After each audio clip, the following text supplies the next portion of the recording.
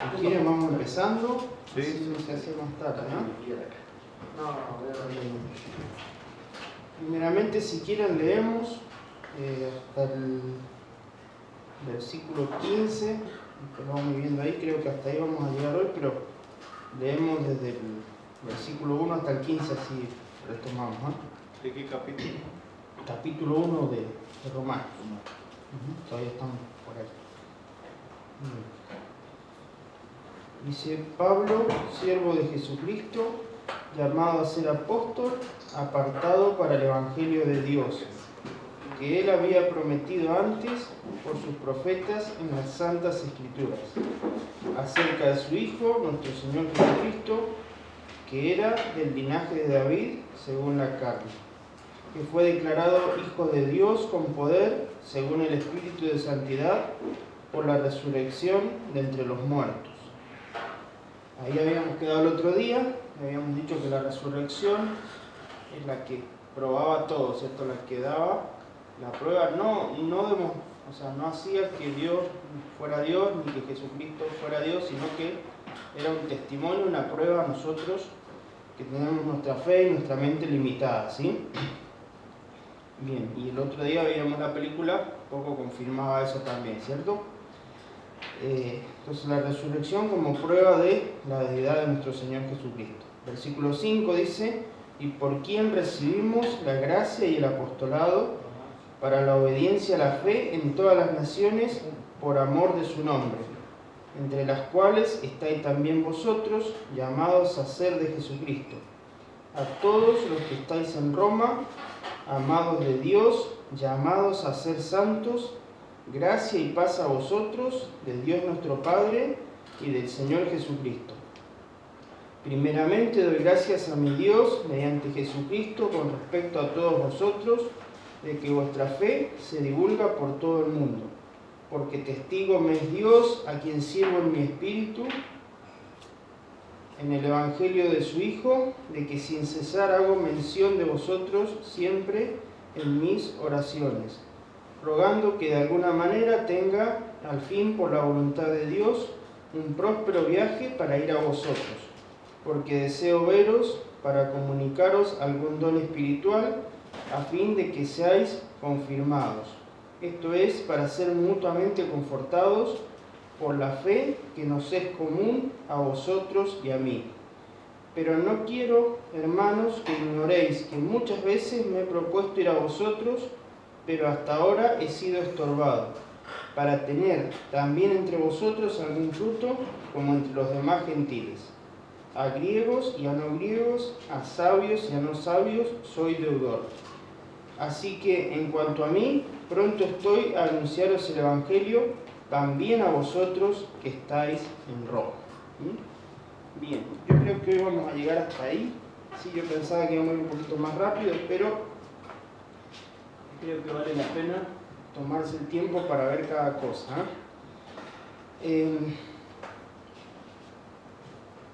Dice el versículo 5, por quien recibimos la gracia y el apostolado para conducir a todas las naciones a la obediencia de fe por amor de su nombre. Bien, hoy tengo una pregunta: ¿quiénes? Todos nosotros, ¿sí? Todos nosotros recibimos la gracia y de alguna manera el apostolado para conducir a todas las naciones a la obediencia de la fe por amor de su nombre. Nosotros tenemos que sentirnos parte de eso, ¿sí? Gracia, ¿cierto? Sabemos que es el favor inmerecido, ¿sí?, de Dios hacia nosotros. Todo lo que Dios nos dé es gracia, ¿sí? Es algo que no merecemos recibir, ¿sí? Nosotros, habiendo ofendido a Dios, merecemos la condenación, ¿sí? De ahí en más, todo lo que Dios nos dé es gracia, ¿sí? Y esa gracia también nos compromete a dar a otros lo que nosotros hemos recibido, ¿sí? Nosotros hemos recibido algo muy grande y somos también de alguna manera comprometidos, como dicen a veces, nobleza obliga, ¿no? Hemos recibido algo bueno y tenemos que transmitirlo. ¿Ustedes se acuerdan? Ahí en el Antiguo Testamento, esa historia que hay, ¿cierto?, de esos leprosos que estaban afuera de la ciudad, ¿sí? La ciudad estaba sitiada y bueno, el Señor hizo una obra ahí, el campamento creo que eran de los asirios, ¿sí? Y los asirios se fueron, ¿sí? Se mataron entre ellos, no me acuerdo bien, pero la cosa es que dejaron el campamento abandonado, ¿sí? Entonces estos leprosos fueron a ver, dijeron, acá donde estamos nos vamos a morir de hambre, vamos, pasémonos allá, tal vez tengan misericordia. Pero cuando llegan no hay nadie en el campamento, entonces van a la primera tienda, sacan cosas, comen, van a la otra, sí, en algún momento ellos despiertan y dicen, ¿qué estamos haciendo? Dicen, es día de buenas nuevas y nosotros estamos callándonos, estamos guardando para nosotros, ¿ah? Entonces dice que ellos van a la ciudad a dar voces, a avisar, ¿cierto?, de esa buena noticia que los enemigos se habían ido, ¿cierto?, y que todo lo habían dejado ahí, que ellos podían salir a alimentarse y aprovechar eso. Pero está siempre esa frase, ¿por qué callamos? Dicen, oh, es día de buena nueva y nosotros callamos, ¿ah? ¿Sí? Como para no guardarlo para nosotros, sino transmitir a otros, ¿sí? Bueno, dice a todas las naciones. A Pablo le tocó en su época, ¿cierto? Todo lo que veíamos ahí, todo lo que recorrió, todo lo que pudo, lo llenó del Evangelio del Señor, ¿sí? En su época y en su lugar le tocó a él. Ahora nos toca a nosotros, ¿sí? Acá en San Rafael, quizás no todo San Rafael, no sé, pero la parte que nos toca a nosotros, ¿sí? Hemos recibido la gracia y el apostolado y tenemos que conducir, vamos a decir, por empezar a todo San Rafael, ¿sí? Si el Señor después nos permite expandirnos más allá, bueno, pero nosotros tenemos que ser sensibles y obedientes a eso, ¿sí? En la anoté la cita, pero hay un versículo que dice el Señor, de gracia recibisteis, dad de gracia también, ¿sí? Bien, pasamos al versículo 6, a ver si... Ahí. Dice, bueno, esto es algo lo mismo, ¿sí? Entre los cuales estáis también vosotros, llamados a ser de Jesucristo, a todos los que estáis en Roma, dice ahí, nosotros podríamos decir, a todos los que estáis en San Rafael, amados de Dios y llamados a ser santos. Gracia y paz a vosotros, de Dios nuestro Padre y del Señor Jesucristo, ¿sí? Para que nosotros nos sintamos que eso es palabra de Dios para nosotros, que estamos incluidos ahí, ¿sí? Entre los cuales estáis también vosotros, ¿sí? Llamados a ser de Jesucristo. A todos los que estamos hoy y ahora acá, también es el llamado, ¿sí? Somos amados de Dios y llamados a ser santos. O decía ahí, santos llamados o llamados santos, ¿sí? Gracia y paz a vosotros, de Dios nuestro Padre y del Señor Jesucristo, ¿sí? Ese llamados, ¿cierto? Es dice que se aplicaba cuando a una persona se le extiende una invitación, ¿sí? Nos han extendido una invitación. ¿Y qué invitación nos han dado, no? A ser parte de lo que Dios tiene en mente, ¿sí? A ser parte del plan de Dios, ¿sí? Tanto para extender el Evangelio, para vivir la vida como cristianos y también para ir después un día a nuestra patria celestial, ¿sí? Bien, entonces seguimos. Bien, ahí había un hermano que había hecho un resumen, así que ahí lo vemos. ¿Sí? Eso es lo que Pablo un poco ha dicho acá y un poco la forma que él tenía, o los principios que él tenía en cuanto al Evangelio, ¿sí? Y que nosotros tenemos que tener presentes a la hora de entender y a la hora de exponer el Evangelio, ¿sí? Siempre es un mensaje de acuerdo con las Escrituras, por supuesto esto es casi de más decirlo, pero siempre el Evangelio tiene que estar respaldado por la palabra, ¿sí? Siempre que el apóstol va desarrollando algo, cita las Escrituras del Antiguo Testamento, ¿sí? Siempre que el Señor hablaba, citaba también las Escrituras, siempre basado en la Escritura. Ninguna doctrina de la palabra, ¿cierto?, la vamos a encontrar en un solo versículo. Las grandes doctrinas de la palabra están desarrolladas a lo largo de toda la palabra, ¿sí? Es una revelación progresiva, así que a veces nosotros, por ejemplo, si hablamos de la salvación en Génesis 3.15 vamos a encontrar el primer indicio, por así decirlo. Esta te herirá, ¿cómo que dice? En el talón o en el calcañar, y tú le herirás en la cabeza, ¿cierto? O el hijo de la mujer que iban a ser. Ahí empieza a desarrollarse. Después, a lo largo de toda la palabra, vamos encontrando la doctrina de la salvación. La encontramos en Génesis, la encontramos en Éxodo, en Levítico, en Números, con todas esas figuras. La encontramos en los Salmos, ¿cierto? La encontramos en las profecías, todo vamos leyendo y se va desarrollando, ¿sí? Si uno hace una doctrina o algo de un solo versículo, o recorta partes y arma una doctrina, eso no es cierto. La escritura está armónica, así todo está desarrollado y todo combina y concuerda, ¿sí? Ese es el primero, ¿sí? Lo segundo es el mensaje del Cristo resucitado, ¿sí? También tenemos que tener eso en cuenta, ¿cierto? El evangelio que nosotros predicamos es el evangelio de un Cristo resucitado. Siempre tenemos que hablar del Señor Jesucristo, tenemos que hablar del sacrificio que Él hizo y tenemos que enfatizar que es un Cristo resucitado. No es el Cristo ese que vemos en el crucifijo, ¿sí? No es el Cristo que nos muestran siempre, que a veces invitan a la lástima, ¿sí? No sé. Pero nosotros predicamos a un Cristo de poder, a un Cristo que resucitó, ¿sí? Si el Señor no hubiera resucitado, todo lo demás que dijo sería mentira, no tendría respaldo, ¿sí? Esa resurrección, como decíamos recién, es lo que demostró, bueno, dio a nosotros la certeza del poder, de la veracidad de lo que dice, de lo que decía el Señor, ¿sí? Bueno, la tercera es un mensaje universal, eso lo sabemos, el Evangelio es para todos.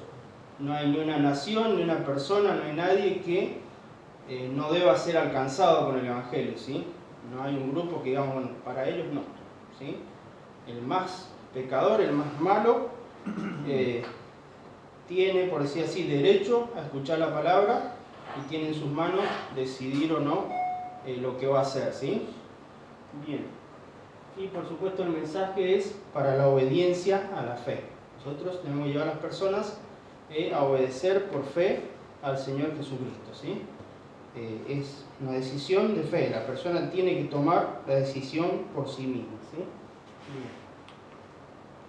Versículo 7 dice: a todos los que estáis en Roma, podríamos poner a todos los que estáis en San Rafael también, amados de Dios, llamados a ser santos, gracia y paz a vosotros, de Dios nuestro Padre y del Señor Jesucristo, ¿sí? Bueno, hay unas cositas ahí, ¿sí? Vamos a ver, ¿qué es lo que es un santo? Según nuestro concepto. Apartado para Dios. Un apartado para Dios. Bien. ¿Alguna otra definición? No. Bien. Separado. Bien. ¿Sí? O sea, yo no lo he confirmado, pero yo cuando leo ahí el Antiguo Testamento, ellos hablaban de santificar algo, ¿cierto? Y era apartar un objeto o algo para un servicio particular, ¿sí? Yo creo que de alguna manera ellos deben haber usado ese lenguaje en su forma general, ¿sí? Su forma diaria, ¿sí? Hablaban de apartar, de consagrar, ¿sí? De apartar algo para un uso específico. Nosotros vemos ahí en la palabra, se habla de santificar algo, es apartarlo para el uso del Señor, ¿sí? Es fácil esa definición. Pasa que a veces la definición o lo que piensa la gente de un santo es la imagen esa que nosotros vemos siempre por ahí, ¿cierto? En los cuadros, ¿sí? Esa persona que está mirando para arriba, que tiene la aureolita, ¿sí? Y eso no es, o sea, no es así, ¿sí? A nosotros nos hablan, no sé, San Cayetano, San Francisco, y tienen historias realmente interesantes, pero nos cuentan siempre esa parte, como los próceres de la escuela, ¿no? La parte buena, ¿cierto? Y nunca te cuentan que esa persona también debe haber pecado como cualquier otra persona, ¿sí? Pero santo en la Escritura no es eso. Nosotros leemos las Escrituras, o sea, todas las cartas están dirigidas, dice, a los santos que están en Roma, a los santos que están en Éfeso, ¿sí? Se dirige a toda la iglesia como santos, ¿sí? No es que había uno, dos o tres que eran santos, ¿sí? Y lo otro no, dice toda la iglesia en general, todos los creyentes que se reúnen, en este caso en Roma, se los trata como santos, ¿sí? Siempre enseñan que hay dos partes en esto de la santidad, dos aspectos, ¿sí? Una es la posición que nosotros tenemos en Cristo, ¿sí? Delante de Dios, por la obra del Señor Jesucristo, Dios nos ve como santos, ¿sí? Nos ha apartado para Él, y si lo vemos así, ¿cierto? Al creer en el Señor Jesucristo, nosotros hemos sido separados del resto de la humanidad, ¿cierto? Hay una diferencia, ¿sí? Nosotros hemos recibido al Señor Jesucristo, vamos a suponer que sea lo único que nosotros hicimos como creyentes, ¿sí? Vamos a suponer que después, por alguna razón, nosotros no profundizamos el camino del Señor, o bueno, pero hemos sido apartados igual. Dios nos separó al salvarnos, ¿sí? Y nos ha señalado el día que Él venga, por ejemplo, nos lleva, ¿sí? A veces quizás será por la fuerza, aunque nosotros no queramos, pero el día que Él venga nos vamos con Él, ¿sí? Pero Él nos ha separado del resto del mundo y nos ve como sus hijos. Ha puesto el Espíritu Santo en nuestros corazones y nos ve como algo diferente, ¿sí? Delante de Dios, en la presencia de Dios, Dios es como si nos mirara a través de la obra y de la sangre del Señor Jesucristo, ¿sí? No ve pecado en nosotros, ¿sí? La justicia de Dios no reclama pecado en nosotros. Pero eso es posicional, digamos, eso sería algo que no depende de nosotros. Pero ¿Podría decirse que a través de esa obra nosotros podríamos decir que somos santos o no? ¿Sí? ¿Sí? O sea, siempre volvamos al término original, somos apartados, o sea, no digamos santos, digamos separados, para que lo entendamos. A ver si lo leemos así. A todos los que estáis en Roma, amados de Dios, llamados a ser separados, gracia y paz a vosotros, de Dios nuestro Padre y del Señor Jesucristo. Quizás se entiende mejor así, ¿eh? Apartados, amados de Dios, llamados a estar apartados, ¿sí? No quiere decir esto que uno dice, bueno, yo soy santo y no me junto con el vecino y no me junto con el compañero de trabajo. No se refiere a eso, ¿sí? Pero después está la otra parte, ¿sí? Que es la parte, ¿cómo sería? La parte práctica, ¿sí? En la práctica, en el día a día, en nuestro diario vivir, nosotros tenemos que santificarnos, tenemos que apartarnos para Dios, ¿sí? ¿Cierto? Y eso está de más decirlo, pero bueno, nosotros hay cosas que se ven en la televisión, por decir, que no tenemos que mirar. Bueno, yo soy santo, me quiero santificar para el Señor, cambio de canal, apago el televisor, ¿sí? Bueno, y ya basta con ese ejemplo, ustedes lo saben, ¿sí? Cosas que nosotros sabemos que no tenemos que hacer, no las hacemos o no las decimos, ¿sí? Y en esa lucha siempre trabajando para apartarnos de las cosas que sabemos que a Dios no le gustan, ¿sí? Por supuesto que nosotros no vamos a pretender santificarnos con nuestros recursos. Nosotros tenemos que depender del Señor. Eso es lógico, ¿no? Pero bien, yo he puesto acá. La otra es práctica. Depende de cuánto yo esté dispuesto a que suceda. Recursos y poder hay ilimitadamente, ¿sí? Por eso digo que a veces depende de nuestra voluntad. Es decir, si yo quiero, ¿sí? Los recursos los va a poner el Señor, ¿no? Bien. Eso después se lo leen, pero dice: primeramente doy gracias a mi Dios mediante Jesucristo con respecto a todos vosotros, de que vuestra fe se divulga por todo el mundo. Y ponemos el 9 también. Dice: porque testigo me es Dios, a quien sirvo en mi espíritu en el Evangelio de su Hijo, de que sin cesar hago mención de vosotros siempre en mis oraciones, ¿sí? Bien, ahí. Eso también nosotros ahí podemos pensar en ellos, ¿sí? Los romanos, los creyentes de Roma. Yo no sé si era una sola congregación o eran más de una, era una ciudad grande, sí, pero dice, la fe de ellos se divulgaba por todo el mundo, ¿sí? Eso es para pensar. Estos creyentes eran notorios, ¿no? Estaban haciendo las cosas bien, de tal manera que ahí en Roma, en la capital del imperio, se desparramaba el boca a boca, la bulla, decir, bueno, esos creyentes, esas personas en Roma verdaderamente son buenos creyentes, ¿sí? Entonces eso iba llegando a todas partes del mundo, ¿sí? Y ojalá que de nosotros se pueda decir lo mismo, ¿sí? Nuestra fe se va divulgando, que digan, creyentes ahí del comandante Torres, qué creyentes bien, qué creyentes destacados.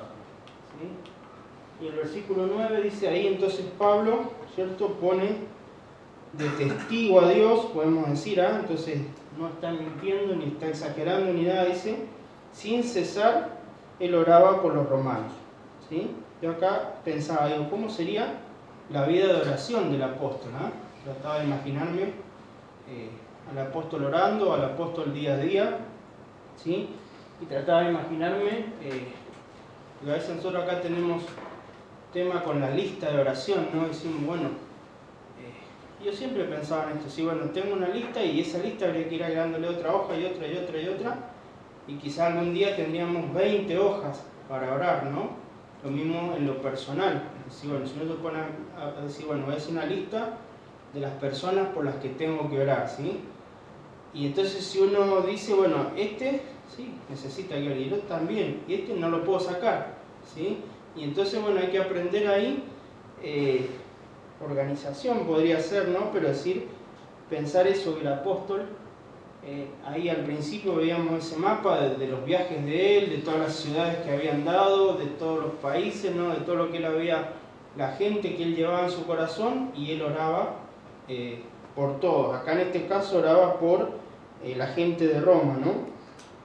Y bueno, yo puse ahí, no puedes hacer nada bueno por alguien a menos que ores por él, ¿sí? Si nosotros proponemos bendecir en lo espiritual la vida de alguien, no podemos empezar por otro lado que no sea orando por esa persona, ¿sí? Después vamos a ver el ejemplo de Pablo acerca también para con los romanos, y lo vamos a ver, ¿no? O ahora sí en el versículo 10, ¿cierto? Dice, rogando que de alguna manera tenga al fin por la voluntad de Dios un próspero viaje para ir a vosotros, ¿sí? Bueno, ahí entonces Pablo, de alguna manera, si nosotros después vemos los versículos hasta el 13, vemos que Pablo pasa de la oración a la acción, ¿no? Primero nos dice que él está orando por los hermanos, yo no sé cuánto, yo por ahí me parece que leí algo, de que son alrededor de 20 años, pero no estoy seguro, pero mucho tiempo, y constantemente él oraba por los hermanos en Roma, ¿sí? Y entonces él, como si dijéramos, bueno, él se pregunta, ¿qué más puedo hacer por los hermanos de Roma? ¿Sí? Dice, bueno, y surge en su corazón seguramente inspirado por el Espíritu esto de ir a verlos, ¿sí? Entonces él dice, yo tengo que ir a Roma. Se propone eso en algún momento, ¿sí? Porque él ha orado lo suficiente, o sea, lo suficiente como para decir, bueno, tengo que hacer algo, ¿sí? Tengo que poner manos a la obra. Él ve que es la voluntad de Dios y está en eso, ¿sí? Entonces, bueno, él ahí entonces trata de ir hasta Roma, ¿sí? Pero dice ahí, leímos que él varias veces ha sido estorbado, ¿sí? No ha podido ir. ¿Será porque la obra que estaba llevando a cabo se lo ha impedido? A lo mejor porque había oposición del enemigo. Va a ser el motivo, pero él está con esta idea, ¿sí? Él sabe, él ha orado por los hermanos de Roma, Dios ha puesto esa carga en su corazón de decir, bueno, tiene que ir a Roma, y él está intentando cumplir con esto y no puede, ¿sí? Yo a veces siempre me he preguntado esto, ¿sí? Cuando surgen dificultades, es esta la pregunta, ¿sí? O por ejemplo lo que pasaba acá al apóstol, ¿es una señal de que tenemos que dejar de insistir en lo que estamos haciendo? ¿O es que a través de las dificultades, en un caso particular, ¿no?, tenemos que perseverar, ¿sí? O sea, a veces está la pregunta de eso, ¿sí? Bueno, una cosa que uno va a hacer y surgen dificultades, ¿sí? ¿No? No sé, por ejemplo, acá está la idea de comprar el vehículo, ¿no?, para el ministerio puerta a puerta, vamos a decir. Y surgen dificultades, digamos, ¿sí? Entonces uno dice, bueno, que esas dificultades, ¿qué son? ¿Que el Señor está diciendo no hagan eso? ¿O que el Señor está diciendo, bueno, esfuércense y perseveren? Entonces, lo que uno tiene que hacer es orar, ¿sí? En algún momento el Señor va a aclarar las cosas, ¿sí? Pero vemos que el ejemplo del apóstol, ¿no? Él oró, él se propuso ir, como no podía ir, escribió esta carta que hoy estamos estudiando, que ha sido de bendición literalmente para millones en todo el mundo, ¿sí? Por ejemplo, Martín Lutero, parte de lo que él empezó a ver cuando empezó la Reforma, empieza por acá, por la lectura de Romanos, ¿sí? Calvino también, un montón de hermanos a lo largo del tiempo han empezado leyendo esto, ¿sí? O esto le ha sido revelador. Entonces, vemos la obra del Señor, ¿no? Primero hay una persona que ora, ¿sí? Y en todo este proceso Dios lo va guiando, no sé cuántas veces que él no puede ir, no sé si serán en los 4 viajes misioneros, 4 eran, sí, quizá él decía, bueno, voy a llegar allá y nunca pudo, o quizás más veces, ¿sí? Gracias a eso se escribe la epístola a los romanos, ¿sí? Y después él llega finalmente a Roma, ¿no? Él ahí hay una serie de tumultos y demás, es tomado preso en Jerusalén, lo tienen 2 años preso, y entonces él apela al César, ¿sí? Y entonces tiene que ir a juicio allá a Roma. Finalmente él llega allá, ¿sí? Pero entonces ahí vemos un ejemplo entonces de esto, orar, ¿sí? Perseverar y después la acción, ¿sí? Bien.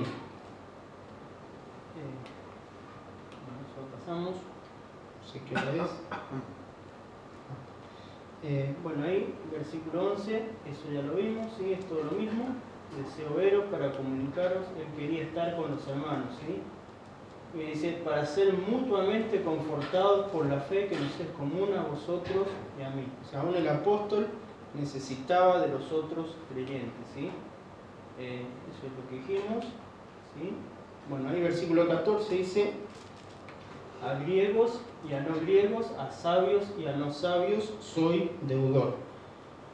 Bueno, ahí dice que esa expresión es lo que indica que los griegos dividían el mundo. Así como los judíos decían ellos y el resto del mundo, los gentiles, los griegos decían griegos y no griegos. ¿Sí? Los griegos eran la parte culta, ¿sí? Ellos se han escuchado hablar de lo que es el helenismo, ¿sí? Toda la cultura griega, ¿sí?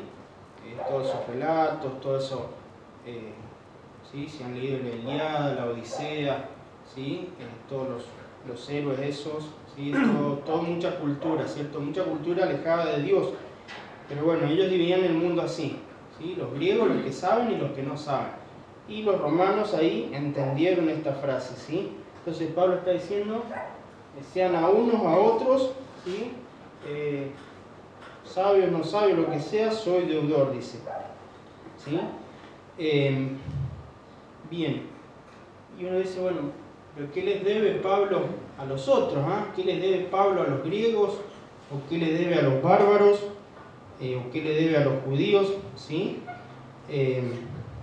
Pero bueno, Pablo se consideraba de alguna manera obligado. ¿Sí? Nosotros ahí al principio leímos que él se consideraba siervo de Dios. ¿Sí?